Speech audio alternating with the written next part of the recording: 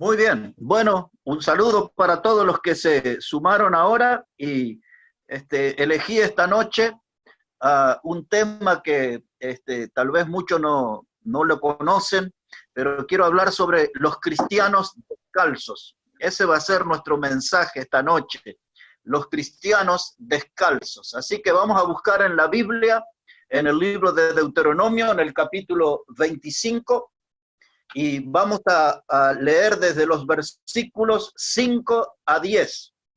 Deuteronomio, el capítulo 25 y los versículos 5 a 10. Así dice la palabra de Dios: cuando hermanos habitaren juntos y muriere alguno de ellos y no tuviere hijo, la mujer del muerto no se casará fuera con hombre extraño. Su cuñado se llegará a ella y la tomará por su mujer y hará con ella parentesco. Y el primogénito que ella diere a luz sucederá en el nombre de su hermano muerto, para que el nombre de éste no sea borrado de Israel. Y si el hombre no quisiere tomar a su cuñada, irá entonces su cuñada a la puerta a los ancianos y dirá: mi cuñado no quiere suscitar nombre en Israel a su hermano, no quiere emparentar conmigo. Y entonces los ancianos de aquella ciudad lo harán venir y hablarán con él. Y si él se levantare y dijere: no quiero tomarla, se acercará entonces su cuñada a él delante de los ancianos y le quitará el calzado del pie y le escupirá en el rostro y hablará y dirá: así será hecho al varón que no quiere edificar la casa de su hermano. Y se le dará este nombre en Israel: la casa del descalzado. Aquí, hermanos, estamos frente a un pasaje que a algunos les resulta muy difícil de interpretar y a otros les resulta un poco extraño.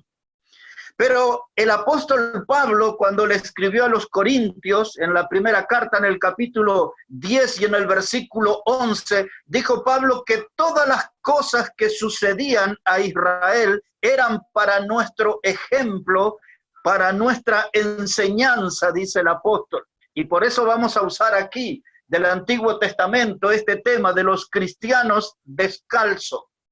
Esto tiene el origen en un hombre que no quiere levantar, que no quiere edificar casa o descendencia a su hermano muerto. Esto se conocía como la ley del levirato. Esa palabra levirato es la base de la palabra levir, que significa cuñado. Y esta doctrina también es conocida como la doctrina del pariente cercano o el pariente redentor. La palabra hebrea que se usa en esta doctrina es la palabra goel. Goel significa el que redime o el que compra de nuevo. Ahora, como ustedes ven, moría aquí una persona. La viuda tenía que casarse con el hermano soltero que seguía. Ese era el origen de este procedimiento. La viuda tenía que convocar a los ancianos del pueblo. Y entonces, si el hombre se negaba a levantarle descendencia a su hermano, entonces la mujer tenía que sacarle el calzado, el zapato, y tenía que escupirle en la cara. Y en la casa de ese cuñado que no quería levantar descendencia, se le ponía un cartel. Y ese cartel decía: la casa del descalzado. De modo que toda la gente que pasaba allí sabía que vivía una persona que estaba llena de egoísmo, de una persona que despreció el levantar descendencia a su hermano muerto. Ahora, esta historia, hermanos, es para que reflexionemos juntos que en la vida de las iglesias las cosas no son muy diferentes a esta. Nadie o casi nadie quiere levantar descendencia a su hermano. Espiritualmente estoy hablando. Que lo que quiero decir que la mayoría de los cristianos prefieren, antes de levantar el nombre de otro hermano, prefieren criticarlo, atacarlo, ignorarlo, hacerlo a un costado y olvidarlo. Espiritualmente, hermanos, hablando, aún esto sucede entre los pastores y entre los predicadores, que muchas veces procuran pisotear al hermano, dejarlo a un costado. Muchas veces, hermanos, tratan de anularlo, o un pastor trata de imponer su nombre o su ministerio sobre sus hermanos. Eso es la misma cosa. No queremos levantar en alto el nombre de nuestro hermano. Yo recuerdo algunos años atrás, como 10 más o menos, en uno de los países de Centroamérica, y también esto me sucedió en una ocasión en la Argentina, en una conferencia donde había varios predicadores, mi foto estaba arriba, en el primer lugar del lado izquierdo. Y entre los predicadores que habían, que eran un grupo como de 7, habían 2 que habían venido de Estados Unidos, y uno de ellos se quejó. Dijo, ¿por qué él, viniendo del norte, su foto no estaba en primer lugar? ¿Y por qué estaba mi foto allí? El pastor anfitrión me hizo saber eso. Yo dije, pastor, otras veces ni siquiera no ponga ni mi foto ni mi nombre. A mí no me importa, pero para otros a veces eso es importante. A veces también tuvimos la experiencia de gente que quería predicar en el horario central. Decían, no me ponga temprano porque la gente está dormida. No me ponga cerca del mediodía porque la gente está pensando en la comida. Póngame en el medio. Eso es la actitud de no querer levantar el nombre de mi hermano, de sentirme más importante que él. Y aquí en esto que hemos leído en Deuteronomio, hay lecciones espirituales para nosotros. Hay lecciones que con urgencia nosotros necesitamos aprender como bautistas. La primera lección, hermano, el punto número 1, es que mi éxito consiste en levantar a mi hermano. Para que yo pueda calificar como éxito mi vida cristiana, tengo que aprender a levantar a mi hermano. Un momento le voy a llevar al Evangelio de Juan en el capítulo 13. Una miradita ahí, por favor, el Evangelio de Juan, el capítulo 13. Y ahí vamos a mirar los versículos 34 y 35. Juan 13, verso 34 y 35. Así dice la palabra del Señor. Dice, un mandamiento nuevo os doy, que os améis unos a otros, como yo os he amado, que también os améis unos a otros. Y en esto conocerán todos que sois mi discípulo, si tuvieres amor los unos con los otros.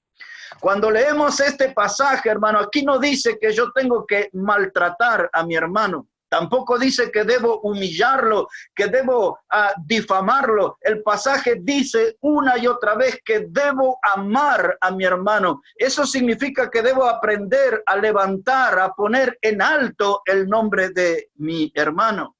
No levantar el nombre de mi hermano es como un gesto criminal. Pues eso es. No levantar, no poner en alto el nombre de mi hermano es como un gesto criminal. Y no levantar en alto el nombre de mi hermano, eso habla de mi decadencia moral, de mi decadencia espiritual. Eso revela mi estado de mediocridad, cuando no quiero poner en alto el nombre de mi hermano. El pretender ser superior a mi hermano o mejor que mi hermano, eso me va a obligar en algún momento a usar puñales filosos, dolorosos y sangrientos. Lo que estoy queriendo decir que para mostrar que soy mejor que otros, voy a terminar lastimando a mis hermanos. No querer poner en alto su nombre, su ministerio, su trabajo para el Señor, voy a terminar lastimando a mi hermano. Hace muchos años escuchamos de que el cristianismo es el único ejército que termina matando a sus heridos. Y de acuerdo a los hechos, pareciera que eso es verdad. Siempre nos gusta estar allí criticando, atacando, peleando, hermanos. Y muchas veces cuando alguien no lastima a otro, hace influencia en otra persona para atacar. Y de eso es lo que hablaba, ¿se acuerda el escritor a los Hebreos, capítulo 12, verso 15, cuando hablaba de que brotando alguna raíz de amargura, muchos son contaminados? Y a veces hay algunos que no atacan directamente al hermano, pero usan a otro, lo envenenan, le contaminan el alma, le hacen tener sentimientos malos contra otro hermano, le siembran remordimientos cuando el otro hermano no le hizo nada. Yo recuerdo ya hace unos cuantos años, como 20 años atrás, sufrí muchas persecuciones. Tengo una carpeta, pero una carpeta entera, repleta de cartas que se escribieron contra mí. Entre esas cartas, la acusación central era que al ser yo un bautista fundamental, independiente, entonces yo estaba representando una secta. En todas esas cartas decían que yo era el líder de una secta bautista y le llamaban el catanismo, hasta así usaban eso, como un modo despectivo. Muchas de las personas que firmaron esas cartas, varios de ellos ya partieron con el Señor y no los conocí, nunca ellos me vieron en mi vida. Nunca me escucharon predicar, nunca tomaron un café o un mate conmigo, pero ellos afirmaban y reafirmaban con sus firmas mentales. Cosas tremendas, hermano, porque esa es la cultura de los fariseos. Los fariseos, esos ciegos que eran guías de ciegos, tenían esa cultura de destruir. Y cada vez que un hermano en la fe, cada vez que un pastor, un misionero, un predicador quiere dañar la imagen o el ministerio de otro, es esa la cultura destructora de los fariseos. Es la hipocresía que anda navegando allí solamente para lastimar a alguien y que yo aparezca en un escalón superior. Y quiero ascender pisoteando a otro. Y eso realmente es condenado por el Señor, desaprobado por el Señor. Porque cuando yo veo la Biblia enseña de que mi éxito depende si yo aprendo a levantar el ministerio, el nombre de mi hermano. Poner en alto el nombre de mi hermano. Mire, dentro de los grupos pentecostales que nosotros conocemos, hay algunos que están muy locos, ¿no? Y hay otros que reflejan doctrinas muy erróneas, muy lejos de la Biblia. Sin embargo, los pentecostales no sé cómo hacen, pero ellos se emocionan, saltan, cantan, andan juntos. Y los bautistas, que se supone que somos cuerdos de sanas doctrinas, hiperfundamentales, vivimos peleados como si fuera perro y gato. No podemos andar juntos. Y hay algunos bautistas, líderes bautistas, que se sienten tan bautistas independientes que hasta se han independizado de Dios, pero todavía no se enteraron. Hermanos, el éxito en mi vida, lo que yo veo en la Biblia, es aprender a levantar descendencia, levantar en alto el nombre de mi hermano. Espiritualmente estoy hablando de levantar su ministerio, de levantar su trabajo, de respaldar su persona, su manera de servir al Señor. De eso depende el éxito, poner en alto el nombre de mi hermano. En segundo lugar, hermanos, levantar a mi hermano debe ser mi preocupación por la causa cristiana. De eso haré un comentario ahora. Mi preocupación, hermano, o la causa cristiana es levantar el nombre de mi hermano. Pensemos un momento juntos. Por una cuestión del tiempo, varios pasajes vamos a citarlos medio de memoria, Pero pensemos juntos lo que dice el Evangelio de Marcos, el capítulo 10, verso 45. Allí Jesús dijo que el Hijo del Hombre no vino para ser servido, Él vino para servir y dar su vida por otros. Hay que subrayar la palabra servir y dar su vida por otros. Es ese el ejemplo. Nosotros, hermanos, tenemos que servir a los otros que trabajan en el ministerio. Y nosotros tenemos que dar la vida por ellos, esforzarnos para que ellos hagan las cosas mejores. Y se supone que ellos harán lo mismo por nosotros. No tengo que pisotear a mi hermano, no tengo que humillarlo, no tengo que difamarlo, tengo que levantar en alto el nombre de mi hermano.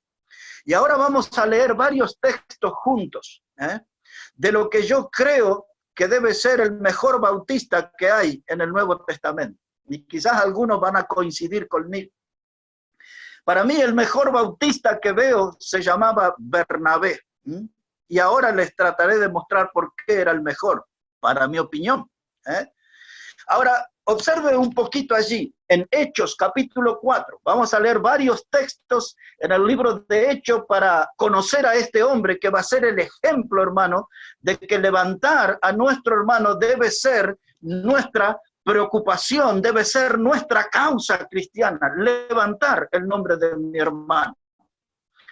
Aquí en Hechos 4 dice la palabra de Dios de esta manera, Hechos el capítulo 4, versículo 33, dice, y con gran poder los apóstoles daban testimonio de la resurrección del Señor Jesús y abundante gracia era sobre todos ellos.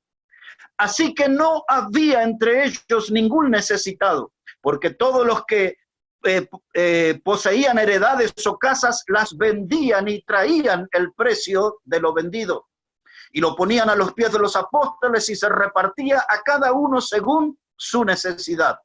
Y entonces José, a quien los apóstoles pusieron por sobrenombre Bernabé, que traducido es hijo de consolación, levita, natural de Chipre. Como tenía una heredad, la vendió y trajo el precio y lo puso a los pies de los apóstoles. Aquí vemos algunos datos. Él era de Chipre, de una isla. Él era levita. Y dice que su sobrenombre era hijo de consolación. Era alguien que estaba llamado para ayudar a otros, para animar a otros, motivar a otros. Él no estaba aquí para humillar, difamar, pisotear. Él estaba para animar, para levantar en alto a los hermanos. Dice aquí, hermanos, que la preocupación que se ve en Bernabé era por los necesitados. Él tenía una heredad, una propiedad, la vendió y trajo todo ese dinero y la dio a los apóstoles para que ellas la administraran, para levantar a aquellos hermanos que estaban caídos económicamente. Es esa la actitud que vemos en Bernabé. Se desprendió de cosas materiales para ver a hermanos que iban a salir del piso, de la frustración, de la postración, e iban a ir arriba. Ahí empezamos a descubrir su corazón. En segundo lugar, quiero invitarle a Hechos 9, Hechos de los Apóstoles, el capítulo 9, verso 26. Ahí nos vamos a encontrar con Bernabé otra vez. Hechos de los Apóstoles, el capítulo 9, versículo 26. Dice la palabra de Dios que cuando llegó a Jerusalén, esto está hablando de Pablo, dice que él trataba de juntarse con los discípulos, pero todo le tenía el miedo, no creyendo que fuese discípulo. Y entonces Bernabé, tomándole, lo trajo a los apóstoles y les contó cómo Saulo había visto en el camino al Señor, el cual le había hablado, y cómo en Damasco había hablado valerosamente en el nombre de Jesús. Y estaba con ellos en Jerusalén y entraba y salía. Ahora mire, ahí Pablo, recién convertido, estaba en problema. Los hermanos lo miraban como un sospechoso, como que él era un instrumento del diablo y que nos iba a delatar, nos iba a vender, nos iba a entregar al enemigo. Dice ahí el texto que los discípulos le tenían miedo a Pablo, pero vino Bernabé, el hijo de consolación, vino Bernabé, el que está puesto para levantar, para poner en alto el nombre del hermano, y puso la cara por Pablo y les habló a los discípulos y dijo, no, este hombre es de confianza, él realmente se encontró con el Señor y realmente yo sé que él peleó valerosamente por la fe en Cristo. Y luego que Bernabé, quien tenía toda una autoridad espiritual y moral, un testimonio reluciente, logró que Pablo, dice ahí el texto que leímos, entraba y salía entre los discípulos. Mire, Bernabé trabajó para poner a Pablo en un lugar de privilegio. Bernabé levantó el nombre de Pablo, levantó el nombre de su hermano, levantó el ministerio de su hermano. Cuando nadie quería estar con Pablo, él dio la cara. Él puso allí su palabra de garantía de que había que confiar en Pablo, porque Bernabé estaba poniendo en alto el nombre de su hermano. Pablo no era un asesino, dice Bernabé, él habló valerosamente la palabra del Señor. otra aparición de Bernabé aquí en Hechos 11 ahora. Hechos de los Apóstoles, el capítulo 11, versículo 22. Mire cómo dice la palabra, Hechos 11, 22. Dice, habían llegado unos hermanos ahí de Chipre y predicaron en Antioquía, ganaron almas. Ese es el contexto. Y el verso 22 dice que llegó la noticia de estas cosas a oídos de la iglesia que estaba en Jerusalén. Y enviaron a Bernabé que fuese hasta Antioquía. O sea, enviaron el mejor cristiano, el mejor bautista de la iglesia. Él tenía que ir a ver qué estaba pasando en Antioquía. Verso 23. Cuando llegó, vio la gracia de Dios, se regocijó y exhortó a todos que con propósito de corazón permaneciesen fieles al Señor, porque él era varón bueno, lleno del Espíritu Santo y de fe, y una gran multitud fue agregada al Señor. Después fue Bernabé a Tarso para buscar a Saulo, y hallándole le trajo a Antioquía, y se congregaron allí todo un año con la iglesia, y enseñaron a mucha gente, y a los discípulos se les llamó cristianos por primera vez en Antioquía. Ahí está Bernabé, llegó a Antioquía, vio que hubo muchos salvos, se regocijó, se alegró, no sintió envidia, cómo Dios los bendijo a ellos y a mí no, cómo Dios lo usó a ellos y a mí no. Él no estaba en una competencia. Cuando vio a la gente salva, dice, se regocijó. Y la Biblia subraya que él era un varón bueno, lleno de fe, lleno del Espíritu Santo. Sus virtudes estaban a la vista de todos, sus cualidades de gran cristiano, de gran bautista estaban a la vista de todos. Y cuando Bernabé vio todos esos frutos, dice, a estos frutos hay que hacerlos crecer, a estos frutos hay que afirmarlos en la fe. Todo no lo puedo hacer, necesito a alguien que me ayude. Pensó en Pablo. Y dice que se fue hasta Tarso y lo buscó. Pablo, el que al poco tiempo atrás había sido atacado, criticado, difamado, desconfiado. Bernabé dice, yo voy a levantar el nombre de ese hombre. Y fue y lo trajo. Y quedaron allí un año enseñando la palabra de Dios. Y dice que el número de los discípulos creció en gran manera. Y por primera vez esas enseñanzas fueron tan profundas que los mundanos se dieron cuenta que todos los que estaban junto a Pablo y Bernabé eran pequeños Cristos, y le pusieron cristianos. Por primera vez apareció el nombre, como resultado del gran trabajo de Bernabé y Pablo. Bernabé tenía esa virtud de levantar, de poner en alto el nombre del hermano. Observe ahora Hechos capítulo 13, un poquito más sobre Bernabé. Hechos el capítulo 13 ahora, versículo 2. Hechos 13, verso 2, dice allí, ministrando estos al Señor y ayunando, dijo el Espíritu Santo, apartadme a Bernabé y a Saulo para la obra que los he llamado. Lo que quiero que note esto, hermano, cómo aparece primero el nombre de Bernabé. El Espíritu Santo está hablando y dice, apartadme a Bernabé primero y a Saulo después. Hechos 14, verso 4. Mírelo ahí, por favor. Hechos 14, 4. Dice, y la gente de la ciudad estaba dividida. Hechos 14, 14, perdón, no es 4. Hechos 14, verso 14. Dice, cuando lo oyeron los apóstoles, Bernabé y Pablo. Ahí está el nombre de Bernabé primero. Dejamos un poquito atrás en Hechos 11, si pueden mirar ahí, un poquito atrás, Hechos 11, verso 27. Dice que en aquellos días unos profetas descendieron de Jerusalén a Antioquía. Y ahora verso 30, lo cual en efecto hicieron enviándolo a los ancianos por manos de Bernabé y de Saulo. Lo que quiero señalar con esta serie de textos leídos es cómo siempre aparece primero el nombre de Bernabé. La aparición del nombre de Bernabé en primer lugar, eso habla de la importancia en el ministerio. El hombre importante era Bernabé. El orden de los nombres habla de la importancia en el liderazgo. Bernabé y Pablo, Bernabé y Pablo, Bernabé y Pablo. Pero esa historia iba a cambiar. Mire ahí, por favor, Hechos 15, versículo 2. Hechos 15 y el versículo 2. Dice, como Pablo y Bernabé tuviesen una discusión y contienda no pequeña con ellos. Mire cómo se altera el orden ahora. Ahora el que aparece primero es Pablo. y después Bernabé. Un pasaje más, Hechos 15, verso 22. Hechos 15, verso 22.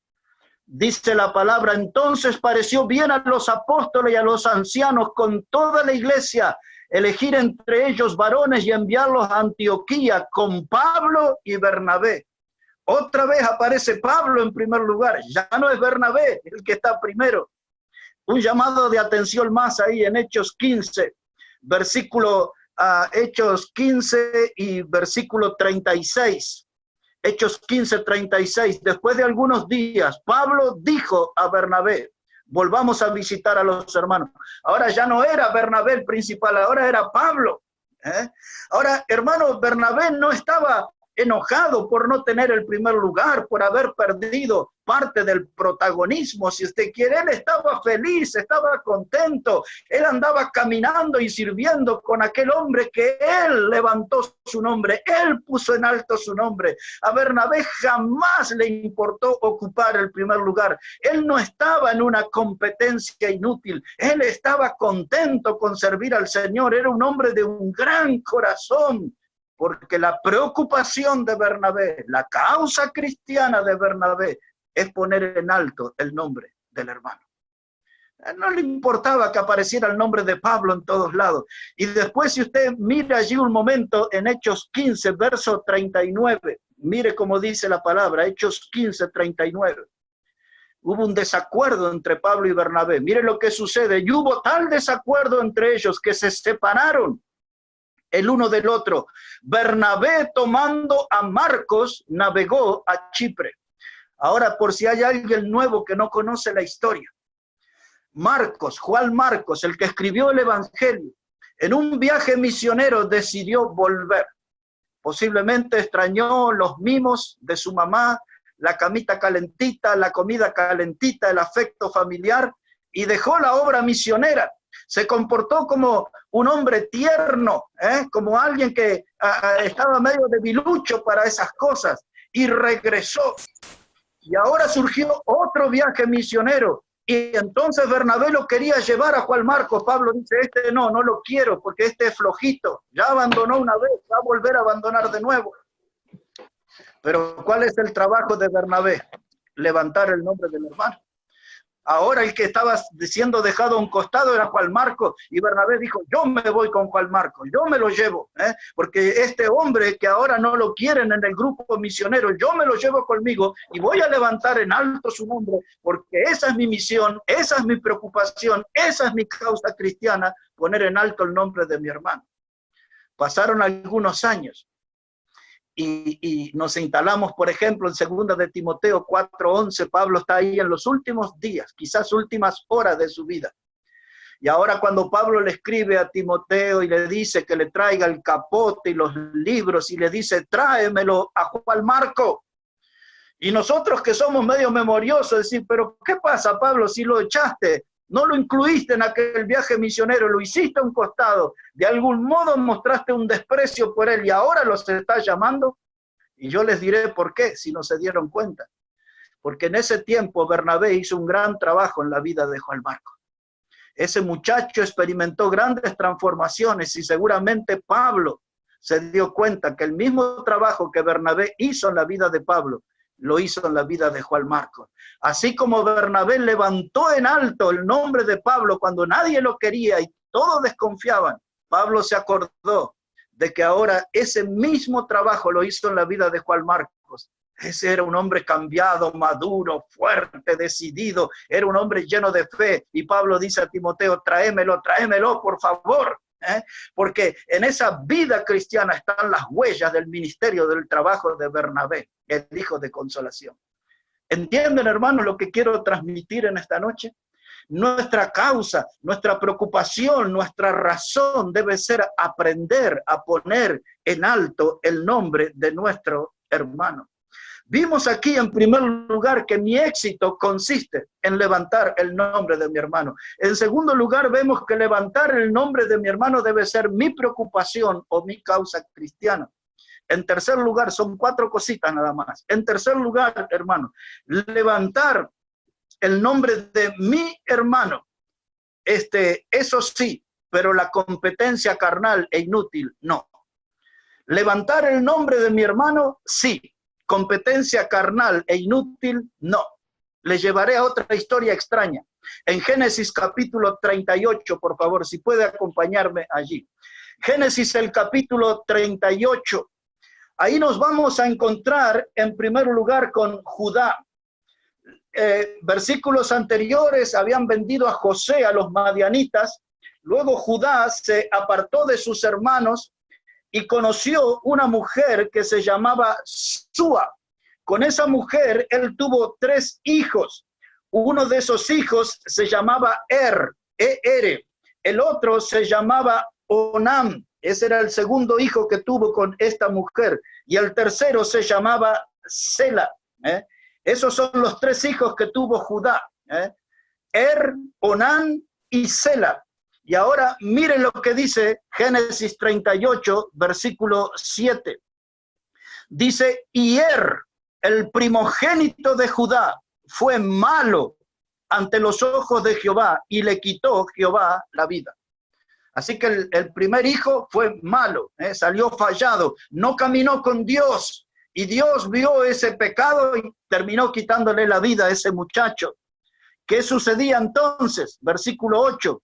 Entonces Judá le dijo a Onam, a su segundo hijo, llégate a la mujer de tu hermano y despósate con ella y levanta descendencia a tu hermano. Eso es lo que vimos al principio, la ley del levirato. Ahí el hermano que seguía tenía que casarse con la viuda y el hijo que tuvieran tenía que tener el nombre del muerto.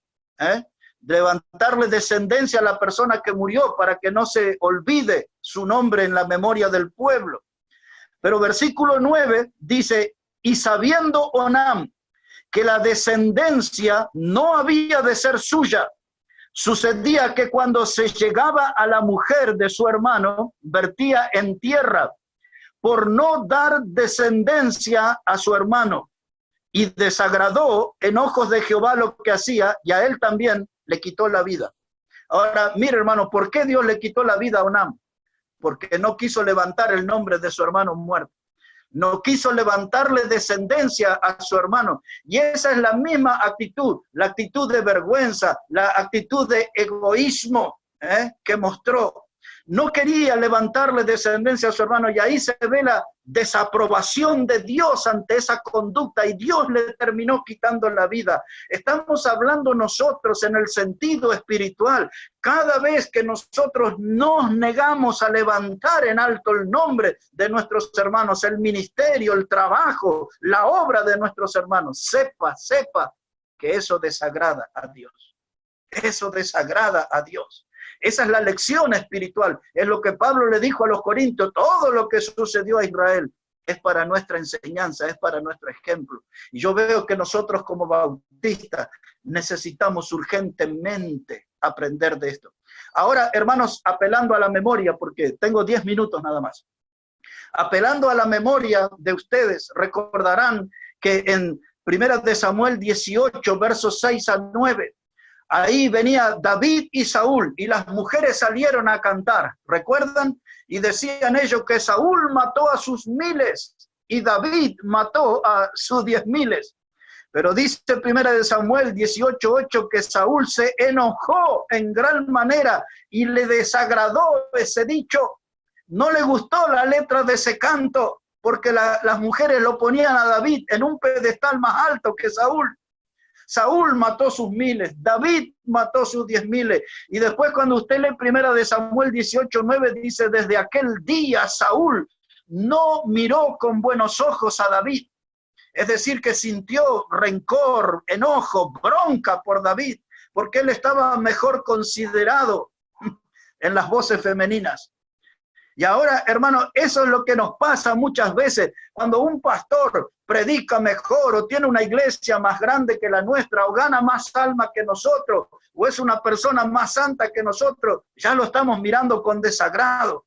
Cuando escuchamos que en algunas conferencias, campamentos, se dice aquel pastor, él predica bien, él es santo, él tiene una buena manera de servir, él tiene pasión por las almas, es un hombre de fe, lleno de espíritu, nosotros empezamos a tener enojo. Somos como Saúl, y ya no miramos con buenos ojos al pastor. Y así se pierden las amistades. Y así se arruinan los compañerismos, porque todavía no hemos aprendido a poner en alto el nombre del hermano. Un ejemplo más allí, dice la Biblia, ¿se acuerdan? En Marcos 10, del verso 35 al 41, vinieron Jacobo y Juan, los hijos de Zebedeo, y le dijeron, Señor, en tu reino queremos que uno de nosotros esté a tu izquierda y el otro a tu derecha. Esa gente tenían ambición de poder, tenían ganas de trascender, de figurar. Queremos estar a la izquierda y a la derecha de nuestro Señor. Y dice ahí la Biblia que los otros apóstoles se enojaron con ellos. Ahí hubo una disensión, pero esta gente tenía ambición de poder y el Señor Jesús les reprendió, desaprobó esa actitud de ellos dos que querían sentirse mejor a los otros y ocupar un lugar de más preponderancia que los otros. El Señor no aprobó. A Dios le desagrada, hermano, cuando nosotros no sabemos poner en alto el nombre de nuestros hermanos.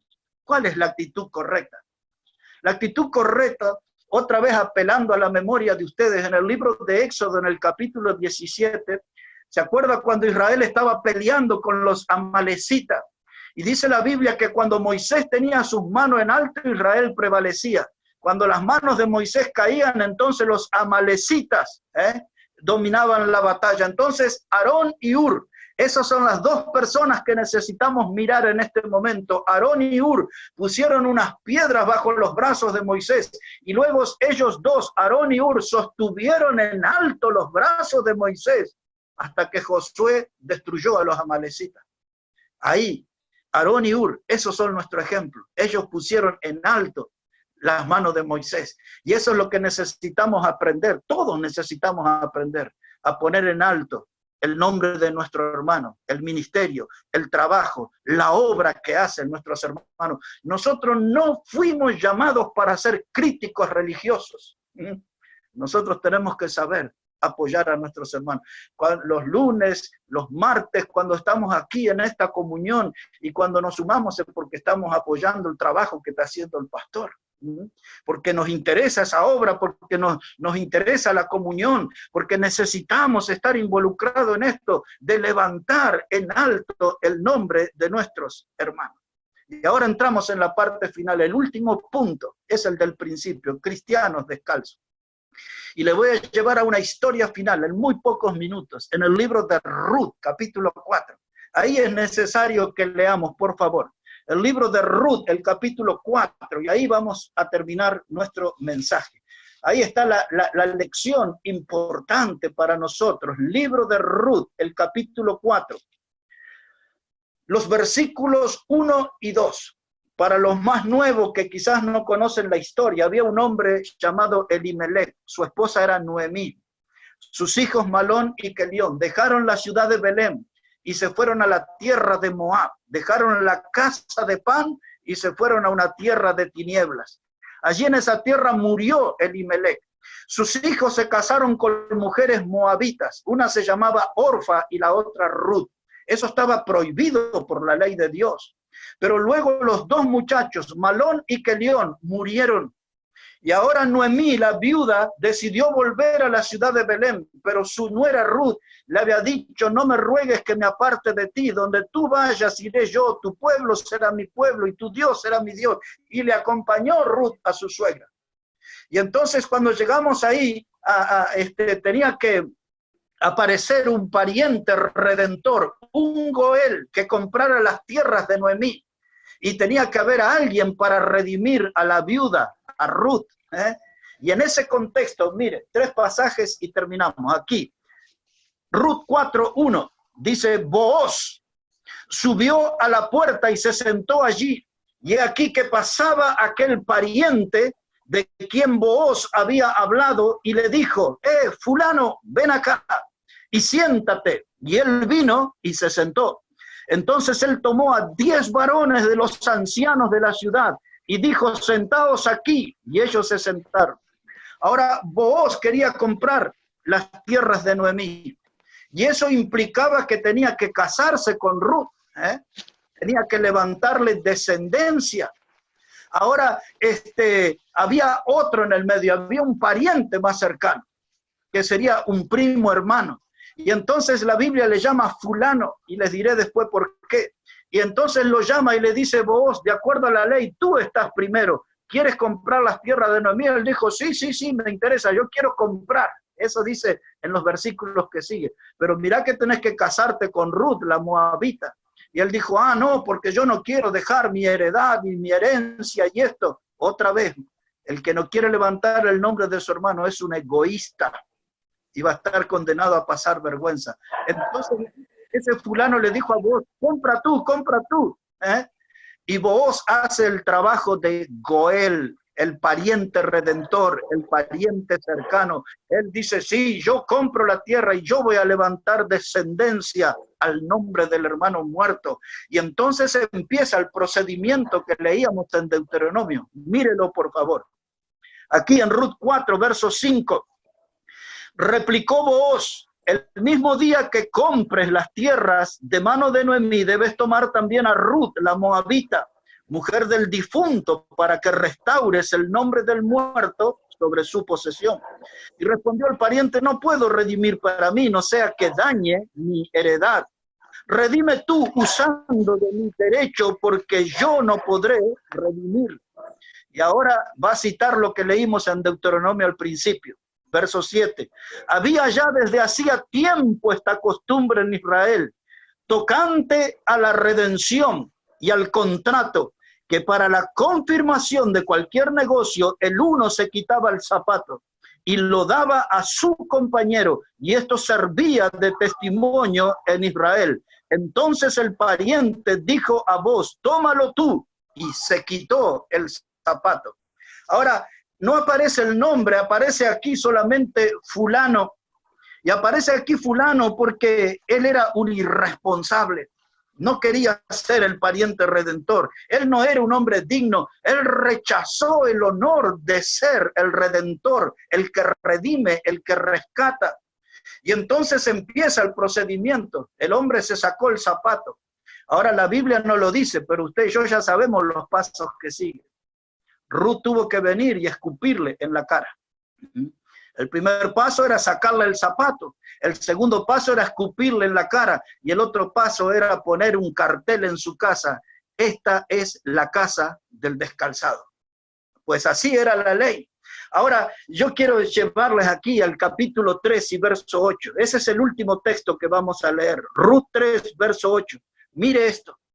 Ahí estaba, después de un día de trabajo, Ruth llega al lugar donde dormía Booz. Y dice esto, Ruth 3, verso 8. Y aconteció que a la medianoche se estremeció aquel hombre, es decir, Booz, y se volvió, y he aquí una mujer estaba acostada a sus pies. Y entonces él dijo: ¿quién eres? Y ella respondió: yo soy Ruth, tu sierva. Extiende el borde de tu capa sobre tu sierva, por cuanto eres pariente cercano. Goel, el redentor. Y ahora dijo Ruth: extiende tu capa sobre tu sierva, cúbreme, protégeme. Es lo mismo que hizo el Señor Jesucristo cuando vino aquí a este mundo y se metió en el mercado del pecado. Y la Biblia dice que nos compró y nos sacó de ese mercado del pecado, pagando un alto precio. Nos redimió, Él fue nuestro pariente redentor. Él fue y pagó con su sangre. Dice la Biblia: no fue oro, ni fue plata, ni piedras preciosas. Fue su sangre la que Él puso, pagando un precio. El Señor Jesucristo es nuestro pariente cercano. Él es nuestro redentor. Y así como Ruth fue cubierta por la capa de Booz, el pariente cercano, la sangre de Cristo nos cubrió y nos aseguró una salvación que es eterna. El no levantar en alto el nombre de nuestros hermanos. Mire, si esta ley se aplicara en nuestras congregaciones, andaríamos todos con los rostros ensalivados, ¿no? Porque no queremos levantar el ministerio, el trabajo, la obra que hacen nuestros hermanos en la fe.